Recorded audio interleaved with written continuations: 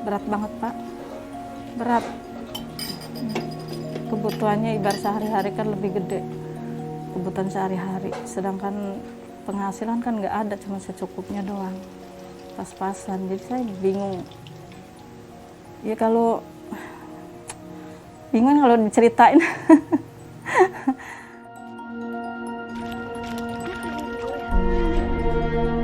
Ya, di setiap situasi krisis udah pasti yang namanya orang miskin, orang yang tidak berdaya dia nggak akan bisa berkembang gitu.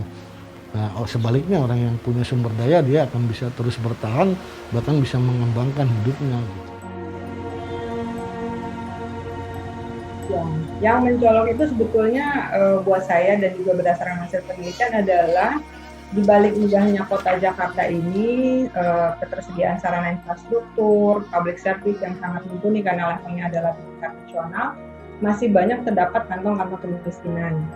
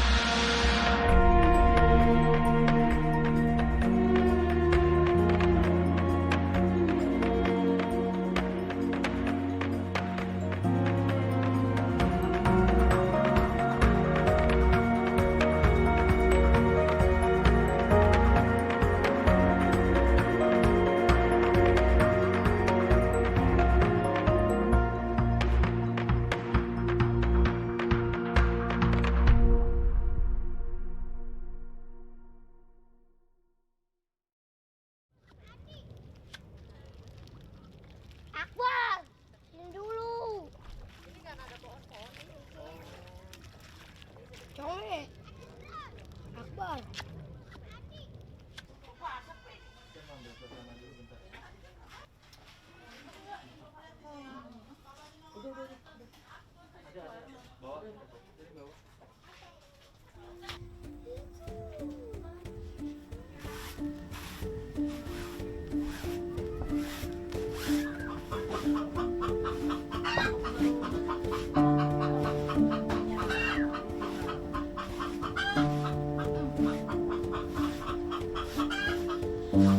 Mah dulu jualan ikan, ya sampai sekarang jualan ikan. Dulu mah dapatnya sehari 200. Sekarang nyari duit 50.000 aja susah. Keadaannya begini, keadaannya susah, nyari ikannya ya belanjanya susah. Hujan melulu jadinya nyari untungnya sulit. Nggak kayak dulu, dulu mah 200 ya masih dapet, sekarang mah nggak dapet. Untuk makan aja susah sekarang mah. Kalau dihitung beli beras aja seliter 10.000. Nah ikannya, sayurnya, segala kopinya apa bapaknya. Nggak cukup 50.000. Jadi kalau kekurangannya ya utang pinjam sama tetangga. Kalau dikasih giliran itu yang nggak dikasih ya udah. Mau seadanya aja. Mau bagaimana sih orang keadaannya begini. Ya, kebutuhan ekonomi begitu aja, resiko dapur, begitu doang. Mau kebutuhan apa sih? Nggak ada. Berobat suami? Ya berobat suami, kadang-kadang berobat, kadang-kadang enggak. Orang duitnya nggak ada.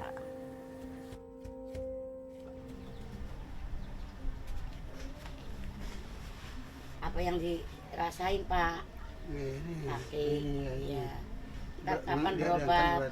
Kalau berobat duitnya nggak ada Pak. Ya ntar lah kalau punya duit baru Punya duit baru berobat, Iya. baru urut. Memang untuk makan aja susah. Baru untuk berobat. Sebulan 30.000, 300.000, cuma 10.000 sehari. Nggak cukup lah untuk beli beras doang. 10.000 seliter. Belum lain-lainnya. Namanya orang kan pengen ngopi dianya. Pengen apa pagi-pagi, pengen nyarap. Nggak cukup. Yang jualan kadang-kadang jualan, kadang enggak. Jagatnya begini sih Pak. Hujan melulu. Bagaimana?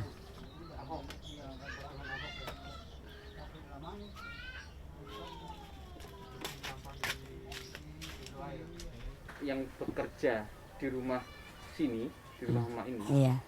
itu siapa saja selain emak? Saya Emak ada doang, cerita? nggak ada. Selain saya doang, nggak ada. Suami? Ya suami nggak bisa kerja. Udah penyakitan begitu. Udah 4 tahun itu Pak nggak kerja, nggak bisa kerja. Sedapat-dapatnya saya aja.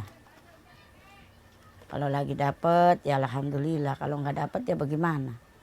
Nggak berobat juga. Iya nggak berobat, nggak bisa berobat. Berobat dari mana? Paling beli obatnya obat warung. Beli obat warung doang. Nah itu mah kalau Yang yang itu dapat mah telur mah BLT.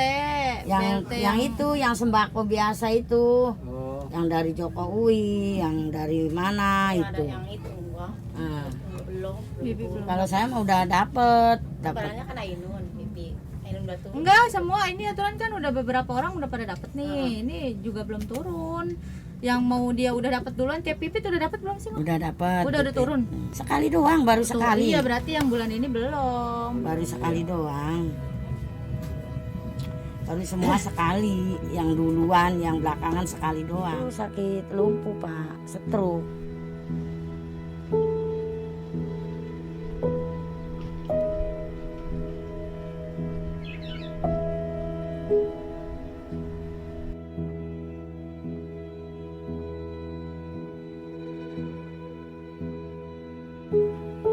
Ya ini mah mendingan Pak bisa jalan. Tadinya kan ada 1 tahun itu nggak bisa apa-apa Pak. Makan tidur, tiduran aja nggak bisa apa-apa. Ya ini mah mending masih bisa jalan gitu. Ya begitu doang. Zaman 4 tahun itu.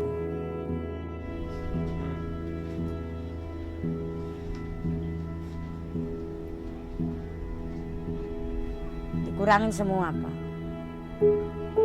Segala-gala kurang semua. Kalau nggak dikurangin ya bagaimana? Nggak bisa. Nggak bisa. Iya, nggak bisa. Nggak, kalau nggak bisa ngaturnya gitu. Ya enak kata dulu mah masak seliter, sekarang masih setengah liter gitu. Begitu Pak. Ya keadaannya begini, mau bagaimana? Harusnya bisa ngaturnya. Daripada nggak makan. Sini hebat. Mau corona mau nggak ada, tetap aja semangat. Semangat. Iya. Karena hidup itu dijalani, bukan disesali ya, Wah ya. harus semangat ada nggak ada harus semangat ya Pak ya Selalu.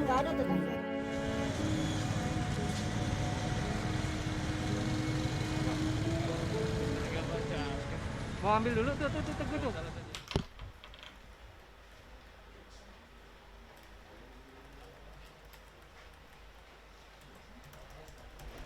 Saat ini memang SPRI baru mampu mendampingi 30 lebih sebetulnya, 35 gitu ya, tapi memang yang banyak aktif melakukan kegiatan di 30 kampung. Nah, kampung-kampung itu kami deteksi sebagai kampung-kampung di mana penduduk miskinnya cukup signifikan, cukup banyak gitu.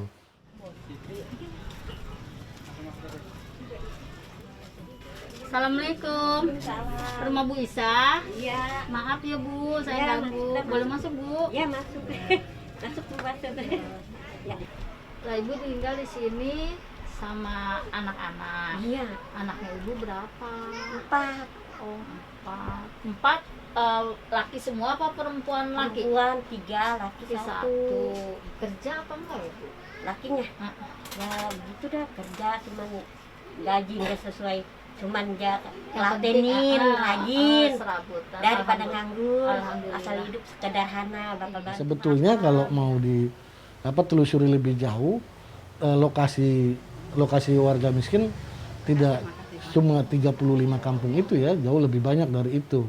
Itu mungkin baru sekitar 30 atau 40% ya mungkin ya, karena ada banyak kampung di Jakarta Utara gitu ya, yang belum bisa kami jangkau gitu ya, juga di Jakarta Pusat gitu dan Jakarta Selatan yang belum terjangkau gitu. Jadi itu masih sebagian kecil saja baru dapat kami istilahnya dampingi, kami garap untuk bisa membangun satu wadah untuk saling bersolidaritas memperjuangkan haknya sebagai warga negara gitu.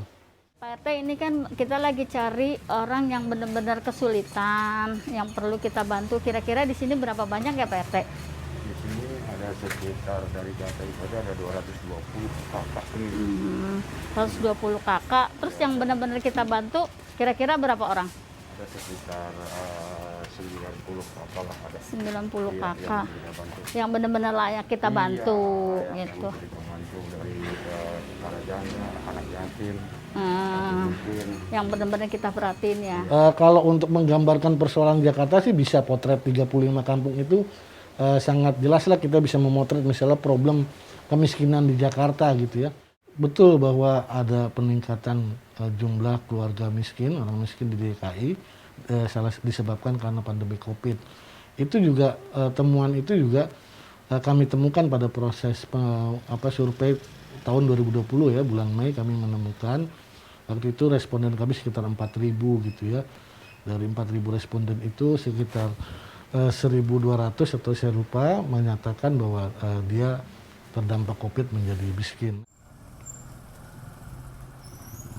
Iya, kalau dari hasil pengamatan pengamatan lapangan, ya memang itu ya fenomena yang terjadi di situasi pandemi yang sulit kayak gini, orang-orang yang miskin dia nggak akan bisa tumbuh kembang.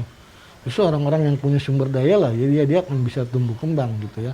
Dengan segala sumber daya yang dia miliki, orang kaya, ya dia bisa terus tumbuh kaya gitu.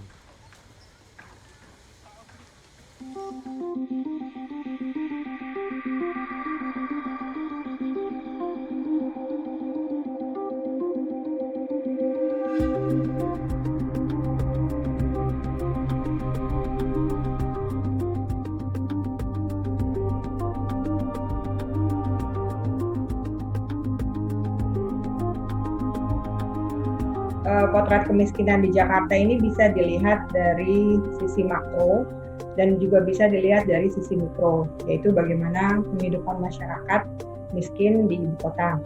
Dari sisi makro kita bisa melihat bahwa dari sisi tingkat kemiskinan di Jakarta apakah bertambah atau berkurang.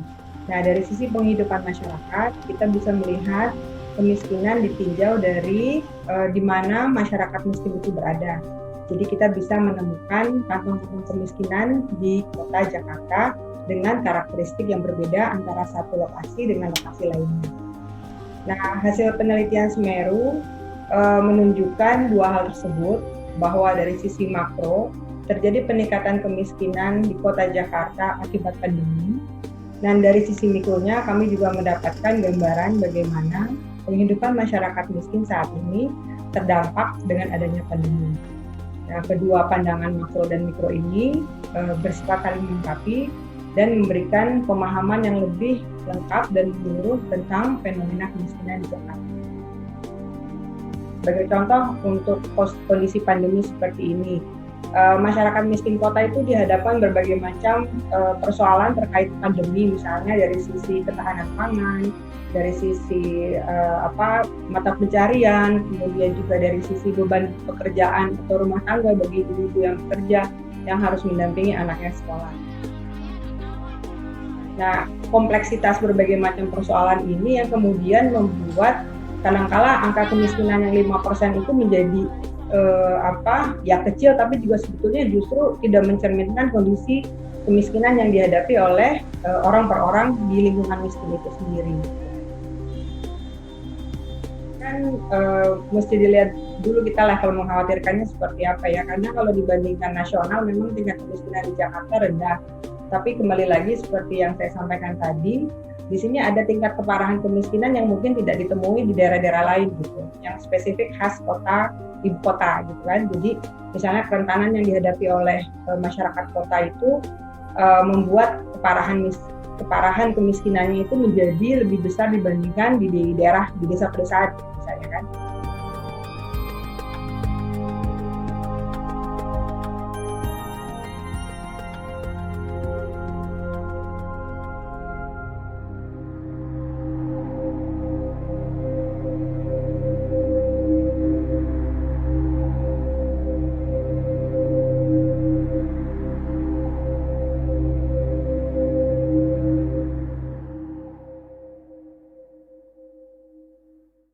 Dari sekolahan bayaran apa aja, Dek? LKS Terus sama apa? 70, terus rapot Berapa? berapa ya? 100. Terus ya gitu. SPP ya? Iya, SPP. Sama uang itu ya. Nah, itu kalau misalnya Bu Guru nanya nanti aja bilang Pak atau Bu, ibu saya belum ada duit nanti gitu ya. Iya. Emaknya kan belum ada duit. Kalau emaknya ada duit baru emaknya bayar semua. Kalau itu mah emaknya bayarin semuanya, duitnya belum ada. Kalau Pak Guru atau Bu Guru nanya bilang begitu ya. Saya sebelum pandemi kan saya jualan nasi uduk. Ya tadinya sih rame ya Pak ya. Tapi pas pandemi begini saya sepi. Nggak ada yang, ya paling ya beli 2 orang, 3 orang. Udah sampai malam nggak ada yang beli sekali. Tiap hari saya begitu jualan. Sampai nasi saya kebuang terus. Tiap hari tuh begitu. Paling 100 dapatnya. 90.000 paling 120. Kalau lagi rame bikin 2 liter setengah sama gorengan 200. Modal berapa?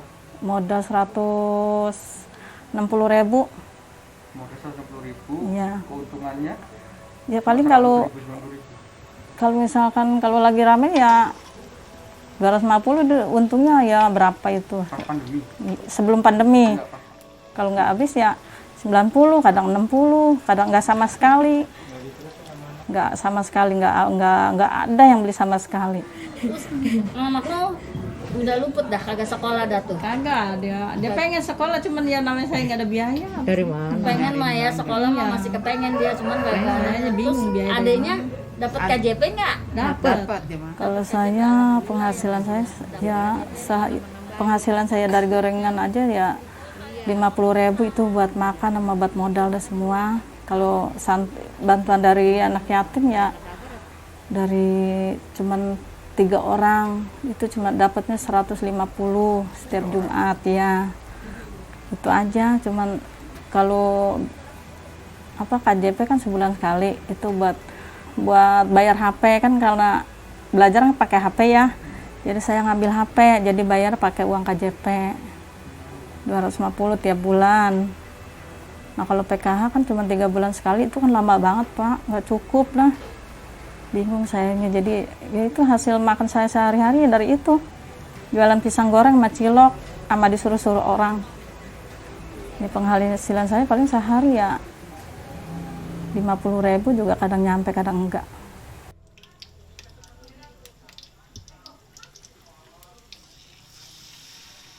Nggak cukup lah, saya cukupin, habis kemana lagi saya, dari itu aja, dari jualan itu udah.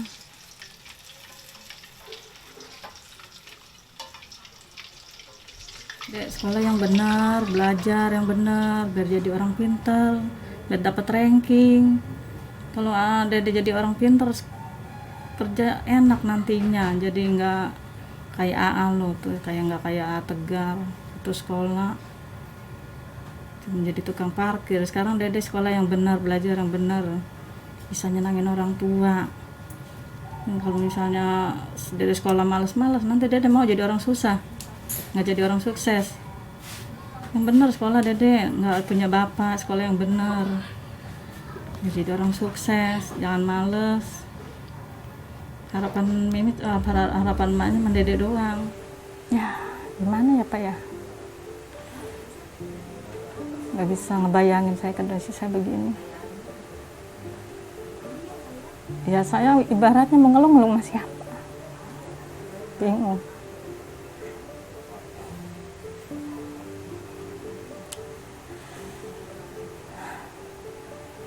Ngeluh sama saudara saya nggak enak kan, masa iya saya minta mulu sama saudara, kan nggak enak, dia juga punya keluarga.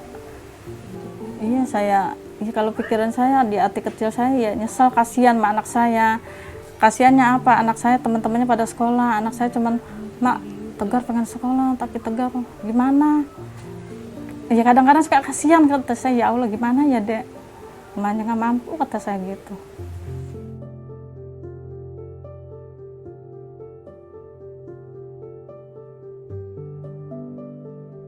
dihadapkan dengan kondisi krisis dan mereka mendapatkan bantuan uang tunai, itu manfaatnya dirasakan lebih besar dibandingkan misalnya manfaat dalam bentuk subsidi pendidikan maupun kesehatan. Karena uang itu lagi-lagi bisa dibelikan atau digunakan untuk berbagai macam kepentingan ya, misalnya untuk beli bahan makanan, untuk bayar kontrakan, beli pulsa, paket internet buat anak sekolah. Jadi range of options-nya itu sangat terbuka dengan bantuan sosial tunai. Dan yang lebih penting lagi adalah sumber pendapatannya gitu. Artinya ketika sumber pendapatannya sendiri itu rentan terhadap guncangan, pekerja di sektor informal, kemudian para petani misalnya di Jakarta tentu tidak ada ya, tapi misalnya buruh kontrak yang terputus kerjanya secara mendadak, atau buruh kontrak yang dikurangi jam kerjanya, itu dalam kondisi-kondisi rentan seperti itu tentu saja akan lebih besar pengeluaran mereka dibanding pemasukan. Karena pengeluaran kan sifatnya tetap ya Mas ya. Yang bisa kita kurangi sebetulnya yang lewat program-program perlindungan sosial itu adalah masyarakat yang berada sedikit di bawah garis kemiskinan atau masyarakat rentan gitu kan. Kalau betul-betul menghapuskan masyarakat miskin, perlu desain khusus sebetulnya di luar program pelindungan sosial sudah ada sekarang ini, karena mereka jelas butuh hal yang berbeda dari kelompok miskin lainnya, mereka punya kapasitas yang berbeda gitu. Jadi intervensinya tentu saja berbeda. Ini agak tricky, kita kan karakteristik masyarakatnya banyak kan dan beda-beda kan. Dan di masyarakat kota sendiri pun juga karakteristiknya beda-beda gitu. Nah itu yang butuh effort lebih, bahkan untuk mengurangi kemiskinan di level kerentanan lah istilahnya ya, seperti di bawah garis kemiskinan.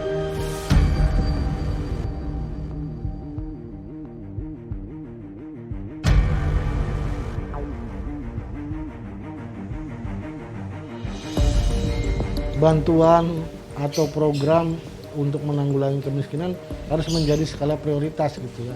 Terus jadi prioritas, harus dipastikan bahwa orang miskin betul-betul bisa punya akses, punya kesempatan dan benefit atau manfaat yang diterimanya memang betul-betul bisa membawa orang miskin keluar dari situ.